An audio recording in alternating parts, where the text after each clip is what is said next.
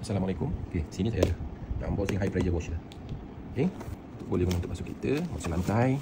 Okey. Ni nyambung untuk kepala pipe biasa. Kita boleh tampung terus kabel masuk. Kalau anda ada yang plug and play tu. Okey, ni kan dia. Kita bagi siap wayar untuk kita guna daripada baldi atau tangki air. Kita boleh suction yang ni, napis dah ada siap.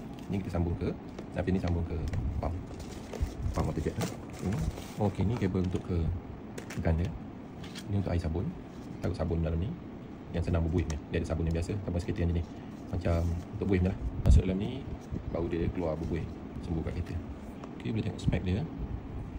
Sini, stiker sikit. Spek dia 3000 watt. Tinggi. Pressure dia 7 ke law 12. Flow 390 liter per hour. Okey, spek terbaik.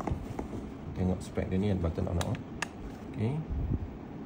Ini untuk suction air, ini untuk keluar. Ni untuk pembelian, nanti saya akan buat video test penggunaan. Okey, ni untuk pembelian boleh tekan beg kuning, beg orange, link di bawah, link di bawah ataupun link bio. Terima kasih kerana support. Assalamualaikum.